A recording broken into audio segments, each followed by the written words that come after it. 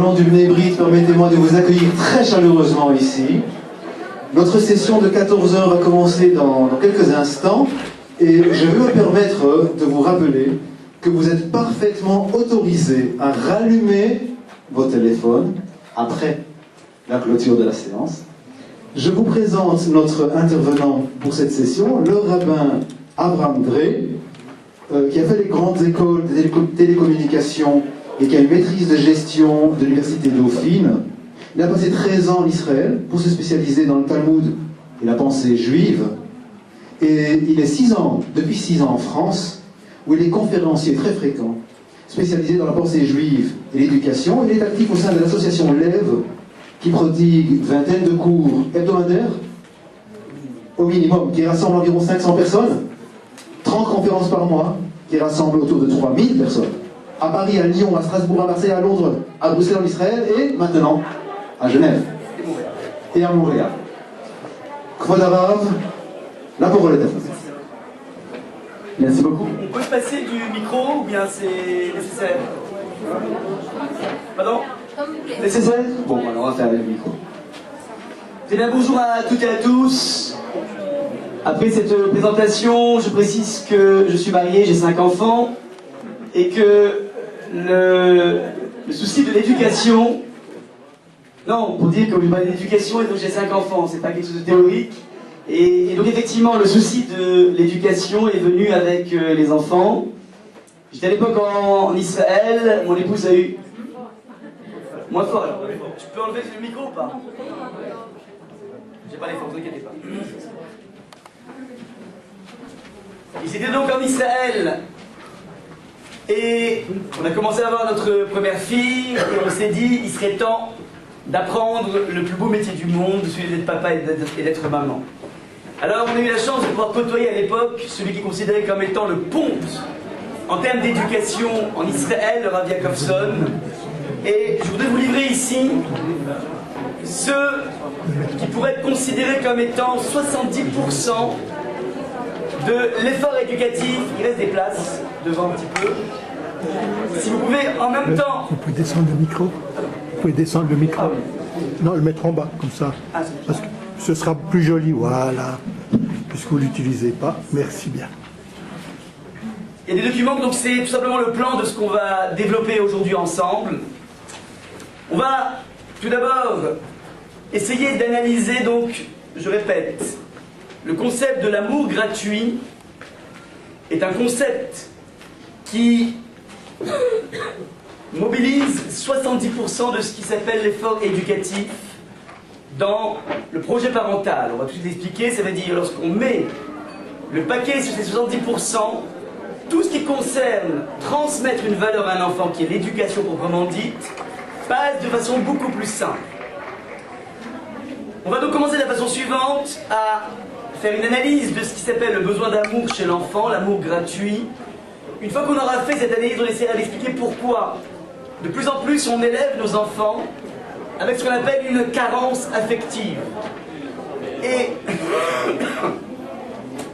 une fois qu'on aura décelé cette carence affective et toutes les raisons à cette carence, on essaiera de voir dans quelle mesure nous pouvons mettre en place une thérapie par rapport à cela. Alors je vais commencer comme étant une sorte de référence par une histoire qui concerne celui qui était considéré comme le plus grand décisionnaire de la planète, le Rav Moshe Feinstein, qui est à New York, à Manhattan. Et voilà que ce grand maître de la Torah, chez qui il venait, était posé toutes les questions les plus compliquées. La fécondation in vitro, les ancesteurs de Shabbat, toutes les questions les plus pointues qui mettent en corrélation à la fois une connaissance extraordinaire du Talmud, mais en même temps une connaissance de la technologie. Il y avait une adresse aux États-Unis, c'était Rav Moshe Feinstein. Pour la petite histoire, on raconte toujours que pour devenir Rav en Israël, c'est compliqué, il faut passer par la yeshiva. Être Rav en France, il faut passer par le séminaire, c'est beaucoup d'années d'études, des diplômes. Aux États-Unis, être rabbin, très facile, finger in the nose, les doigts dans le nez. Il faut connaître 2 choses pour être rabbin aux États-Unis, très facile. La première, c'est connaître le numéro de téléphone de Rav Moshe Feinstein. Et la deuxième savoir qu'on appelle ni Shabbat ni Yom Tov. Et comme ça on est rabbin. Voilà un petit peu pour la petite histoire. Sous-entendu, Rav Moshe Dayan est une personne extrêmement prise de partout dans le monde, on l'appelait de partout.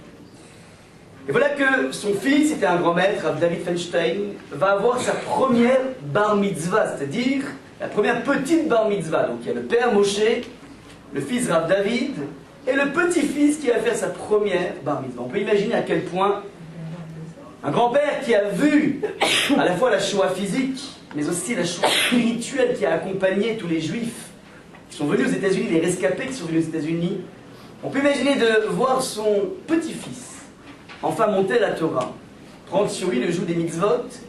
C'est un spectacle qu'on ne pourrait pour rien rater au monde. Alors évidemment, cette bar mitzvah, tout le monde vient, la tournée des grands-ducs, les plus grands rachei yeshivot, les plus grands dayanim, mais aussi les plus grands politiques. On connaît à quel point le lobby juif est fort aux États-Unis, le maire de New York était là, tout le monde est là. Tout le monde est là, sauf une personne, Rav Moshe Feinstein. Grand-père n'est pas là à la bar mitzvah du petit-fils. Que s'est-il passé? Alors ça commence à jaser dans la salle. Petit embouteillage à l'entrée de la synagogue, on ne sait pas ce qui se passe, et puis bon, apparemment, ça n'effraie personne. Le bar mitzvah monte à la Torah, il se met à lire, comme coutume, mais le grand-père n'était pas là. Alors, au bout d'un moment, une personne tente le coup, il va voir le père du bar mitzvah, il lui dit, mais dis-moi, David, mais ton papa n'est pas là? Il dit, oui, il s'est fait excuser pour des raisons de la plus grande importance, il devait assister à un congrès rabbinique de la plus grande importance. Alors, une excuse de la sorte paraît un petit peu bizarre. Alors la personne lui dit, dis-moi c'est quoi ça en fait? C'est une raison écran ça. Et quoi? Il y a eu un petit dérapage avec la belle-fille, c'est pas possible, un grand-père qui vient pas là, qu'est-ce qui se passe? Il dit non, pas du tout, c'est un vrai congrès rabbinique, plus grande importance, et donc il s'est excusé, il ne peut pas venir à la bar mitzvah de son petit-fils. Bon. À ce moment-là, la personne qui lui pose la question ose le regarder droit dans les yeux et lui dire, mais dis-moi, tu n'as pas éprouvé une colère, un sentiment d'injustice, de voir que tu amènes ton fils à la bar mitzvah et que ton père n'est pas là? À ce moment-là, et c'est ça qui nous intéresse, la réponse de Rav David Feinstein. Je ne pourrais dans ma vie avoir absolument aucune espèce de sentiment négatif, encore moins de colère vis-à-vis de mon père, et ceci pour deux raisons. La première, chez moi à la maison, mon père passait son temps à recevoir les personnes les plus influentes du judaïsme mondial, aussi bien au niveau spirituel que laïque. Il recevait tout le monde, et à chaque fois qu'il asseyait quelqu'un à table, il était en bout de table, et puis il gardait toujours la place de droite, non pas pour ses grandes personnalités, mais c'était la place qui m'était réservée, moi, le fils aîné. Et il asseyait à mes côtés la plus grande personnalité. Il a marqué par cela, il m'a montré par cela, le fait qu'il a beau recevoir les personnalités les plus importantes, les plus influentes, les plus grands donateurs, mais il y a quelqu'un qui est infiniment plus important que tout ça, c'est mon fils. La prunelle de mes yeux est à ma droite et non pas quelqu'un d'autre. Première raison. Deuxième raison. Mon père avait de rares moments où il pouvait se plonger tout seul dans l'océan du Talmud. C'était de minuit à 5 h du matin, il étudiait et personne ne le réveillait, ne le dérangeait à ce moment-là. Il avait comme habitude, une fois qu'il finissait son étude, avant d'aller dormir 2-3 heures avant la tfila, avant la prière du matin, il passait par le lit de chacun des enfants et il récupérait les habits qui avaient été mis au pied du lit pour être mis le lendemain matin. Il prenait ces habits, il les mettait sur le radiateur de cette façon que 2 heures après son passage, lorsqu'on se levait le matin dans les hivers rigoureux de Manhattan, moins 20 degrés, moins 30 degrés, alors on se levait avec un habit chaud. Dit le fils, cette chaleur m'a accompagné toute ma vie et ne pourra jamais me quitter. Alors, ça c'est l'histoire de Rav Moshe Feinstein. Je voudrais qu'on analyse 2 points là-dedans. La première des choses, c'est que l'enfant a à l'âge de 50 ans un amour tellement débordant pour son père qu'il ne peut absolument pas exprimer une quelconque once de colère par rapport à son père, malgré l'événement tragique presque qu'il a vécu. Son père n'est pas à la bar mitzvah de son fils. Et ceci pour 2 raisons. La première, c'est que son père a su distiller de façon méthodique, jour après jour d'hiver, un tout petit acte. Ce n'est pas un torrent d'affection qu'il a donné à son fils en lui achetant la dernière PlayStation ou le dernier, le dernier vélo électrique. Il a su semer jour après jour des tout petits actes. Ça dure à peu près 5 secondes de prendre les habits et de les mettre sur un radiateur, mais 5 secondes qui vont avoir une portée éternelle. Il a réussi à pérenniser cet acte par le biais de l'amour qu'il y a greffé. Première des choses.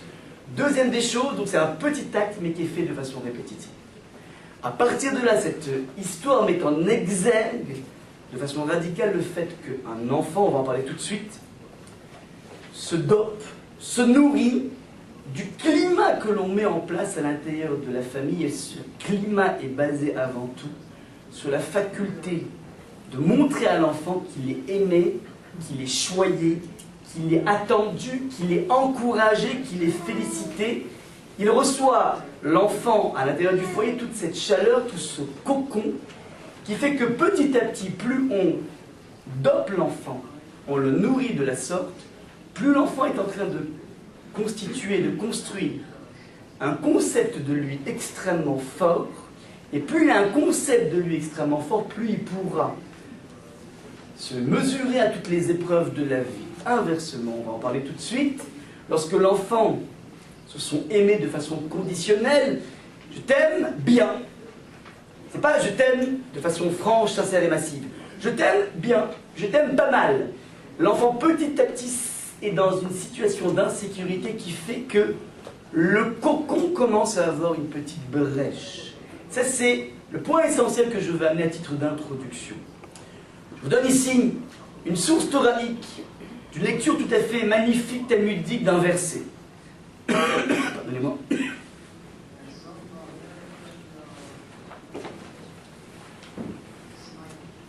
C'est chaud, lorsque Yaakov, le patriarche, va réunir tous ses enfants au chevet de son lit, il décide de les bénir et à chacun il leur fait une bracha ou bien un reproche, une bénédiction ou bien un reproche. Et il dit à son fils Yehuda, je vous ai marqué le verset ici dans le document qui circule, j'espère que j'en ai fait suffisamment pour les distribuer s'il en reste encore. Le texte de la Torah dit la chose suivante, Chachlili enaim yain ou leven shinaim mechalav. Il dit la chose suivante, tes yeux seront pétillants de vin à son fils Yehuda et les dents toutes blanches de lait. Il est tout simplement en train de lui dire, de façon poétique, qu'il aura un territoire en Israël qui sera tellement fertile, qu'il aura là-bas, dans ce territoire, des vignobles, en veux-tu, en voilà, et donc il en aura les yeux pétillants de vin, et il aura des vaches laitières qui fourniront du lait, et tellement de lait qu'il en aura les dents blanches. Ça, c'est ce que propose Yaakov, le programme Ultra Bright, pour son fils. Ça, c'est la lecture du verset dans son sens littéral. Et je reprends donc l'expression marquée en gras, où les ven shinaim mechalav veut dire la blancheur des dents mechalav le même, veut dire la provenance. À partir du lait, tu en auras les dents blanches. Ça, c'est la couche littérale du texte. Les maîtres du Talmud, dans le traité de Ketuvot, page 113, Rabbi Yochanan va dire un truc incroyable. Il dit, la fonction du même, qui veut dire la provenance, Aniba mi Yerushalayim, je viens de Yerushalayim. Aniba mi Genève, je viens de Genève, le même. Veut aussi dire en hébreu, dans le Lachon HaKodesh, dans la langue de la création, veut tout aussi bien dire, non pas la provenance, mais aussi le comparatif de supériorité. Par exemple, si j'ai envie de dire que je suis plus riche que toi, on dit Ani yoter ashir mimcha. Le même, c'est je suis plus que toi. Ani yoter gavoa mimcha, je suis plus grand que toi. À partir du moment où le même peut vouloir exprimer un comparatif de supériorité, si j'injecte cette définition dans les paroles de Yaakov, ça donne la chose suivante. Ou leven shinaim mechalav, la blancheur des dents est plus importante que le chalav, que le lait. Dit Rabbi Yochanan, Tov amal bin shinaim lechavero yoter mimashkeu chalav. il est plus important, plus nourricier de sourire à un individu que de l'abreuver de son lait maternel. Le sourire, les papours et les mamours qu'une maman fait à son enfant lorsqu'elle le met au sein sont infiniment plus nourriciers que le lait lui-même. Une expérience fâcheuse de cette parole de Chazal. Je rappelle que le Talmud a été écrit en plus 300 après Jésus, plus 400 après Jésus, et il se fait l'écho de ce qu'on a reçu il y a 3300 ans sur le mont Sinaï. Illustration extrêmement fâcheuse de ce principe que la nourriture sentimentale est plus nourricière que la nourriture elle-même. J'ai écouté à la radio il n'y a pas très longtemps, ils ont dévoilé des expériences qui avaient été faites sur le régime de Brejnev dans les années 80 en Russie. Ils ont pris dans 2 orphelinats de nourrissons un groupe de 10 orphelins qui n'avaient pas leur mère ni leur père, qui étaient donc dans les mains des sages-femmes et des infirmières. Ils ont fait une expérience sur ces nourrissons, ils ont pris un groupe de 10 à qui on a dit aux infirmières qui s'occupaient des enfants, lorsque le bébé, donc il avait à peine quelques jours, lorsque le bébé réclame la nourriture, vous surgissez, vous lui donnez exactement ce dont il a besoin, mais vous, mesdames les infirmières, vous avez ordre de ne pas parler avec l'enfant. Vous ne créez absolument aucune communication. Vous gérez la couche physique de l'enfant. Première tâche. Deuxième tâche pour un deuxième groupe de 10 orphelins.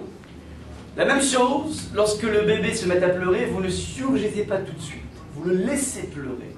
Laissez-le se faire les poumons. Et au bout d'un moment, vous surgissez, vous lui donnez une quantité inférieure à ce dont il a besoin, mais vous engagez un dialogue avec l'enfant, vous lui parlez, vous créez quelque chose avec lui. Le premier groupe qui n'a été nourri que physiquement sont sortis des personnes déséquilibrées d'un point de vue psychique, avec une structure physique parfaite. Inversement, le deuxième groupe qui a eu cette nourriture sentimentale du dialogue, même pas de la mère, d'une sage-femme ou d'une infirmière, ce groupe est sorti totalement équilibré d'un point de vue psychique, avec des carences en calcium et ainsi de suite. Illustration fâcheuse de ce principe à partir duquel, plus je nourris un enfant d'un point de vue sentimental, plus j'ai une chance de lui donner la structure dont il a besoin au niveau du concept de lui, au niveau psychique à tous les niveaux. Voilà donc un petit peu l'illustration essentielle à partir d'une parole de Chazal. À partir de maintenant, on va essayer d'analyser pourquoi, sans faire exprès, en tout cas compte tenu de la vie actuelle, on élève petit à petit des enfants avec une carence sentimentale majeure. À cette carence affective, je décompose les choses avec des raisons objectives et des raisons subjectives. La première raison objective, c'est la chose suivante. Je ne sais pas comment ça se passe, la vie, le rythme de vie à Genève. En tout cas, je vis à Paris depuis quelques années. Et je vois à quel point on vit une vie harassante. C'est un combat permanent, vous savez, pour aller dans une école juive correcte à Paris. Il m'arrive très souvent le matin de commencer ma journée avec 2 heures d'accompagnement. Pour des écoles différentes, en fonction des enfants, on commence des journées des fois avec 2 heures. Donc la vie, elle est pénible. Après, il faut les amener, il faut les chercher, on ne peut pas les laisser à l'école, les enfants. Ah, le rythme de Paris, et c'est valable pour n'importe quelle, mégalopole. Alors, on met énormément de temps pour aller à l'école, on met énormément de temps pour aller au travail, et donc, bref, le temps est la denrée la plus rare dans ce type de vie. Ça, c'est la première chose qui fait que lorsqu'on rentre à la maison, et lorsqu'on est des parents sérieux, des parents qui veulent mener à bien un projet parental, alors lorsqu'on arrive devant des enfants dont on doit s'occuper, alors on va focaliser notre énergie sur le fait de mettre les enfants en branle. Prends ton goûter, débarrasse ta table, n'embête pas ta petite copine, ta soeur, pardon, arrange-toi pour vite aller au karaté, fais ton solfège, fais ton pied de bref. On fait bouger les enfants et c'est ce qu'on pense être le chinour. C'est vrai, c'est comme ça que le chinour passe, l'éducation passe, mais il y a en amont de cela la faculté de pouvoir laisser à l'enfant le temps d'atterrir de l'école. Il a passé 7-8 heures à l'école, dans un univers qui n'est pas forcément un univers amical. Il peut avoir des copains qui se sont moqués de lui, il peut avoir une maîtresse qui n'avait plus de patience. par rapport à son non-compréhension, et donc petit à petit, il récupère comme ça, heure après heure, une sorte de sentiment de frustration. Il a besoin de pouvoir déverser cela. Si lorsqu'il arrive et qu'il est devant son papa ou sa maman, ces personnes en question n'ont pas le temps de s'occuper de la sphère sentimentale, parce que finalement il faut faire bouger la maison, et il y a les machines à faire, et puis il y a le repas à faire, il y a tellement de choses à faire, qui fait que petit à petit, rares sont les moments durant lesquels l'enfant aura ce matelas sur lequel il peut atterrir. Ça, c'est les raisons objectives. Deuxième aspect, au niveau sociologique, du fait que l'enfant, lorsqu'il rentre à la maison, il n'y a pas forcément cette chaleur qu'il pourrait attendre. Le fait que il y a de plus en plus, et je pense que c'est un grand bien, de femmes qui ont un travail à l'extérieur du foyer. Oui, le scénario de la mère au foyer est un scénario qui est quelque chose qui est pratiquement en voie de disparition. Et ceci procède de quelque chose de tout à fait positif. Je vous rappelle que lorsqu'on se marie avec son épouse, le texte de la Torah nous dit, c'est la Ketouva que l'on écrit, She'era Ksuta ve'onata lo tigra, on est censé nourrir son épouse, Ksuta la vêtir, et Onata la sustenter d'un point de vue charnel. Ce sont les trois devoirs essentiels d'un mari vis-à-vis de son épouse. Alors, ce qu'on dit qu'il faut la nourrir et la vêtir, ce n'est pas simplement la vêtir. Yves Saint-Laurent, rive droite, rive gauche. C'est lui donner cette opportunité, cette possibilité de pouvoir ester en société, de pouvoir avoir une occupation sociale indépendamment de considérations financières. Il est tout à fait louable l'être féminin ait besoin de sortir de la maison, et ça, il n'y a absolument aucun problème par rapport à ça. Le problème commence à partir du moment où la personne, lorsque l'enfant rentre à la maison, et qui récupère une mère qui, elle non plus, n'a plus d'énergie suffisante pour s'occuper de la sphère sentimentale, pour écouter son enfant en train de dire, voilà, je suis embêté, il m'a fait mal, il m'a embêté, elle s'est vexée. Oui, écoute, bon, dépêche-toi, prends vite, on a beaucoup de choses à faire, j'ai pas trop le temps pour ça.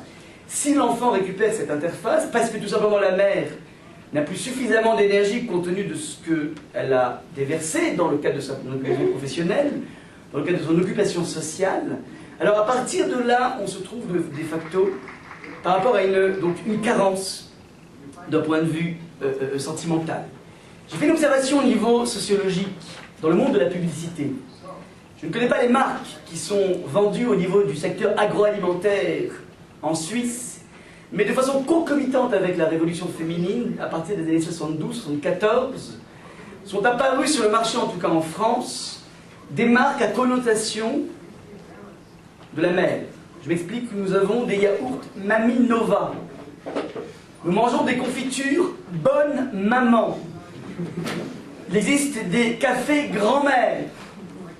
Il y a donc une flopée de noms, et je pense que ça c'est le génie de ces personnes qui s'occupent de publicité, qui ont observé que petit à petit, cette atmosphère tellement chaleureuse qui existait auparavant est une atmosphère qui est en voie de disparition. On va faire croire aux individus qu'en prenant une tartine avec du beurre et de la confiture Bonne Maman, ça pourra jouer le rôle de ersatz, de produit de substitution, de l'amour que tu n'as pas reçu. Je pense qu'il y a un dessin tout à fait génial de leur part. Et donc on va présenter sur les publicités de mémoire, Madame Bonne Maman n'est pas le dernier top modèle, qui va vendre une voiture. Non, c'est une vieille femme, pas spécialement jolie, pas spécialement mignonne, qui va vanter le goût de l'authentique, le goût d'avant, avec un tablier rouge et blanc. Rappelez-vous un petit peu ces images, je ne sais pas si vous les avez, si vous avez la confiture ici, mais en tout cas c'est ce qui se passe en France. Ça veut dire qu'on va faire croire à un individu que tu peux trouver un produit de substitution par rapport à l'amour qui te manque, puis on sait très bien, nous, que tu n'as pris dans la confiture de Bonne Maman que du glucose. Ce n'est rien d'autre que du glucose. Ça, c'est, vous avez une flopée de publicités dans ce genre. Vous avez des publicités dans lesquelles ça sent le modèle, et des fois ça sent vraiment l'antique, parce que dans l'antique est toujours associé à ce monde du cocon, ce monde du nid. Je pense que vous êtes le Mashiach. Peut-être il y a un avis, moi, mon cher. Et nous?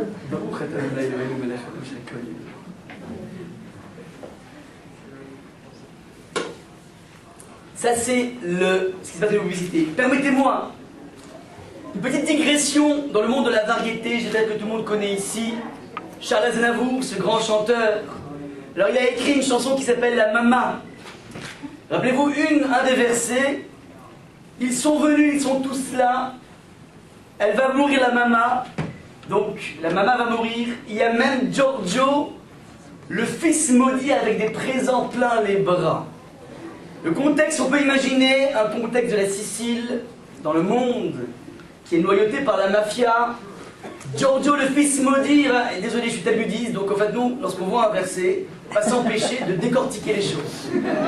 Alors, si j'ai froissé l'honneur de Charles Aznavour, vous m'en excuserez. Il y a même Giorgio, le fils maudit. C'est quoi le fils maudit? On peut imaginer, c'est celui qui a un peu trop flirté avec la pègre. Mais il a été donc mis au banc de la famille. Mais lui, étant donné qu'il a reçu tellement d'affection de la Mama, la fameuse Mama, alors il ne peut pas nier au moment de sa mort, il va réapparaître avec des présents plein les bras. Il ne vient pas se faire pardonner, il vient juste dire une chose. Tu m'as aimé, je ne peux pas le nier. Ce concept de la Mama est un concept qui est en voie de disparition compte tenu des données objectives de l'évolution sociale. Rappelez-vous toujours ce mot génial de Woody Allen qui disait comme ça que le complexe des non-juifs, c'est de ne pas avoir une mère juive. Après donc cette petite digression, on va revenir donc toujours dans ce thème. On est maintenant dans le grand 2 petit b.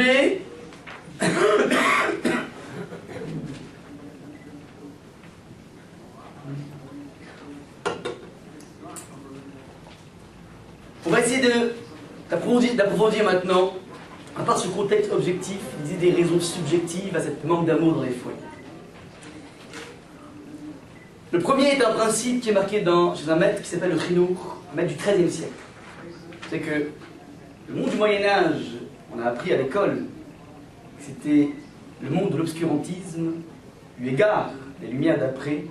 Dans le monde du judaïsme, il n'y a pas une période aussi florissante, aussi brillante, aussi étincelante que le Moyen-Âge. Alors ce maître du Moyen-Âge, le rabbi Aaron Halevi du XIIIe siècle, a écrit un livre dans lequel il répertorie, paracha après paracha, les mitzvot qui ressortent de la paracha. Il répète très souvent un principe absolument essentiel qui veut faire comprendre comment fonctionne le phénomène de l'amour, avec un grand A. Il dit la chose suivante. Je l'ai marqué ici, Da ki Adam nifal kefi peolotav. Sache une chose, c'est qu'un individu agit en fonction de ce qu'il fait, il bouge en fonction de ce qu'il fait, qui acharei hapeulot nimshachim al levavot. En fonction de ce que tu fais, ton cœur sera porté. Je vais donner plusieurs illustrations. Le Rénaud, donc ce Rav Halevi, Rabbi Aaron Halevi, dit la chose suivante.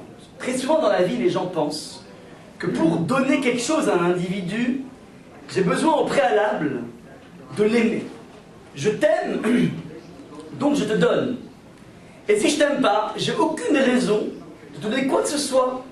Ni de l'argent, ni des cadeaux, ni mon carnet d'adresse, ni plein de choses que j'ai dans mon petit trésor à moi. Ça, c'est la lecture classique de l'amour dans la vie, donc. L'amour précède le don. Le Rav en question va dire que c'est exactement l'inverse qui se passe. Dans la vie, plus tu donnes, plus tu aimes. C'est le don qui va petit à petit éduquer le cœur. Et par rapport à ce théorème qui est marqué ici, je vais donner plusieurs applications, plusieurs preuves de ce théorème. Je répète, plus je donne dans la vie, plus j'aime. Première illustration. Un autre maître du Moyen-Âge, du XIIe siècle cette fois-ci, le Rovot et les Rovot pose la question suivante, Rabbeinu Bechaye. Il dit c'est quand même bizarre, il observe le monde des animaux, le monde des êtres humains. Il dit il y a un paradoxe assez incroyable. Hachem, Dieu nous a créés avec une suprématie absolument incroyable au niveau intellectuel. On a beau trouver de l'intelligence chez les dauphins et de la mémoire chez les éléphants, mais il n'y a aucun dauphin, aucun éléphant qui pourra arriver à notre petite cheville d'un point de vue intellectuel pur et dur. Ça, c'est la suprématie au niveau intellectuel. Inversement, d'un point de vue physique, ils ont une suprématie, les animaux. Exemple.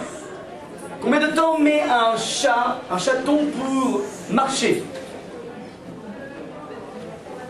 Combien de temps met un chaton pour marcher? Immédiat. Objection votre honneur. Immédiat. Un chaton marche immédiatement. Un poulain. Immédiat. Bambi. 1 heure pour Walt Disney.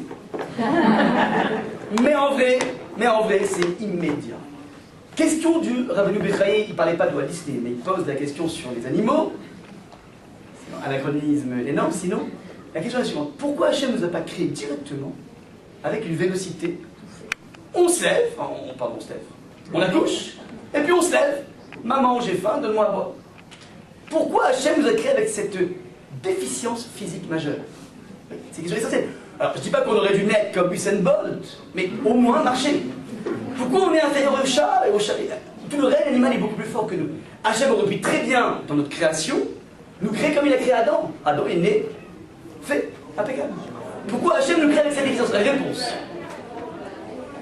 Cet handicap physique que Hachem met d'entrée de jeu est là pour obliger les parents à s'occuper de l'enfant.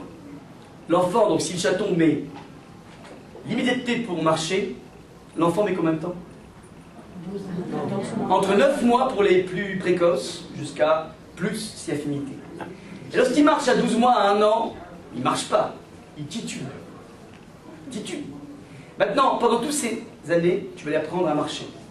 Et tu vas l'apprendre ensuite à frapper dans une balle. Et tu vas l'apprendre à courir, et tu vas apprendre à monter sur un vélo.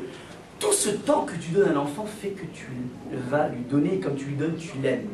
Et donc Hachem, dit le Rabbeinu Bechaye, était intéressé à créer des relations de parents à enfants qui sont infiniment plus puissantes que ce que tu pourras trouver dans le monde des animaux. Les animaux, il y a un monde sentimental, on ne va pas le nier, mais il n'est pas, comment dire, magnifié tel que Brigitte Bardot le voudrait. Il y a des sentiments chez les animaux, mais jamais avec la même puissance qu'on trouvera aujourd'hui. Un enfant de 50 ans, qui est un grand champion de la finance, et qui, bien qu'il ait des centaines de millions d'euros en banque, va encore faire un coup fumeux en finance, un coup permis, un coup fumeux, juste pour accrocher l'approbation de son papa en disant, tu sais papa, j'ai fait un projet immobilier incroyable, j'ai fait telle et telle plus-value, et son père lui dit, Zaratov mon fils, c'est magnifique, je suis fier de toi. Ce je suis fier de toi, c'est ce qui a été tissé au fil des années, couche après couche, semence après semence, amour après amour, qui fait qu'il y a des liens qui sont tissés entre les parents, qui sont absolument incroyables. Sans vouloir parler du complexe d'Oedipe, mais il arrive très souvent que des mères n'arrivent pas à couper le pipeline ombilical. Oui, et donc ça, ce type de choses, Hachem était intéressé par cela. Illustration au niveau des animaux. Illustration, excusez-moi, les organisateurs. Vous avez bien mis des détecteurs de tomates. Ils sont pas de tomates dans la salle? Vous avez mis en place? Tomates. Des tomates, oui. Tomates. Il n'y a pas ni concombre, ni pas. Une aventure alors. Question qui fâche. Pourquoi en général, de façon très générale, une mère éprouve en général plus d'amour pour son fils ou sa fille qu'un père? Pardon? Tout simplement, la réponse est simple. Elle a 9 mois d'avance. 9 mois d'avance. 9 mois de douleur. Et plus on avance dans les mois, c'est un crescendo. Et les sceptiques. Et les crampes à 3 h du matin. Pardon. Les crampes. Et ainsi de suite. Quand j'étais en Israël, mon épouse, pour la première enfant, a dû faire apprendre chez des sages-femmes comment respirer, respiration. La première fois, on ne sait pas comment on fait. Alors c'est intéressant, le gynécologue là-bas nous avait demandé, nous, les maris, d'être formés aussi. Alors, on était impressionnés parce que, en général, comme dirait l'humoriste Pierre Desproges, lorsque une mère est en train d'expulser, le mari lui tient la main et il se sent soulagé. Vous n'avez pas très bien compris ce que voulait ce gynécologue. Il a dit la chose suivante, ce gynécologue, il a dit voilà, regardez, votre femme est arrivée au 5e, 6e, c'est-à-dire qu'au 8e mois, une femme a en général, en moyenne, même si l'enfant va faire 3 kilos en moyenne, elle a au moins 10 kilos de plus. 10 kilos qui sont tous centrés devant. Après, devant. Voilà, devant et sur un petit peu les côtés. Il a dit, je vous demande tous, les maris ici, de prendre un sac à dos, d'y mettre 10 petits packs de 1 litre de lait, et vous mettez le sac à dos à ventre, et vous montez un escalier. Une femme fait ça, au 8e mois, elle fait 10 fois, 100 fois ça, elle ne s'arrête pas. Alors, tout ça, c'est des sueurs, de l'investissement. Pourquoi? Pour l'instant, rien. Au bout de 5 mois, ça commence à faire des culbutes. Et quand il naît, la femme, elle est... Ah, comme il est mignon. Arrête sur l'image. Un bébé, c'est moche. Il est tout fripé, il est tout chauve. Pourquoi elle dit, elle est tellement mignon, je l'adore? Pourquoi tu l'adores? Parce que c'est donné, c'est tout. Objectivement, il n'est pas sûr d'amour, oui. Maintenant, regardez. Nous, les maris, on pourrait avoir ce qu'on appelle des séances de remplacement. Le stage, c'est les gens qui ratent l'examen en juin, ils ont septembre. Mais malheureusement, je ne sais pas s'il y a des médecins dans la salle, mais personne n'arrive à savoir pourquoi. Il faudrait demander au magazine Nature de faire un article là-dessus. Il y a une maladie qui frappe tous les maris, qui s'appelle le principe de la surdité chronique. De minuit à 7h du matin, le mari n'entend plus rien et donc il se lève tout guilleré. Ah, grâce à Dieu, ma fille, mon fils, il a à peine 3 jours, il fait déjà ses nuits. Et son épouse, elle n'a pas besoin d'habiter à Genève ou en Suisse pour dire non, non. Ton fils, ta fille, une montre suisse. Tous les 3 heures. Ça, et les gens se plaignent aujourd'hui que dans les couples modernes, les maris changent les couches pour plein de choses, c'est bizarre, oui. C'est extraordinaire. Extraordinaire. Parce que quand tu donnes, tu finis par aimer. On tisse des relations aujourd'hui avec nos enfants qui n'ont jamais existé, en tant que père, qui n'ont jamais existé auparavant. Ça, c'est le point essentiel. Je vous donne, comment dire, une illustration qui ne concerne non pas l'éducation, mais le couple. Tout le monde n'est pas censé ignorer le concept de loi de pureté familiale qui a été mis en place depuis Moshe Rabbeinu et qui était même respecté par Abraham. Un système dans lequel le couple a une respiration mensuelle régulière. Je ne dis pas que c'est facile à faire, mais les personnes qui ont eu la chance de faire ça se rendent compte petit à petit que pendant un laps de temps, pendant le mois, un mari et une femme ne peuvent avoir absolument aucune espèce de contact physique, durant lequel un mari va petit à petit apprendre à dire à son épouse « je t'aime », sachant que ce « je t'aime » n'est pas le plan A pour arriver jusqu'à Z dans la chambre à coucher. Et la seule façon de pouvoir authentifier un travail sur la dimension sentimentale